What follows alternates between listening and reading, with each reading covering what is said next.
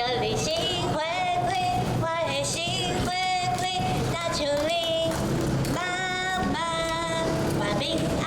安。歌唱新花開，甲民眾互動，看到一人過一人的盤仔、桌仔、等農產品，頂袂條好奇詢問，也閣品嘗台南山區的水果。26號，前立委高嘉瑜受到立委郭國文的邀請，幫民進黨山區唯一登記的議員參選人賴茂慶助選。山區同款吼，甲這水果攏是山區大漢的同款，這個候選人嘛是山區大漢的吼，啊，你山區服務吼，啊嘛是原汁原味。拍甲烏烏代表做認真的吼，而且聽講賴茂慶主任特助吼，已經佇遮拍拼6年啊呢，無簡單的。高嘉瑜伊即個投入的市議員的選舉區，甲茂慶同款，都是一個足艱困的選區啦。所以講，我請委員來遮，我要效仿伊，吼，如何在艱困選區如何的努力，還有打拼的精神。郭國文特別以嘉慶遊山城做比喻，呼籲民眾支持對地方付出的人選，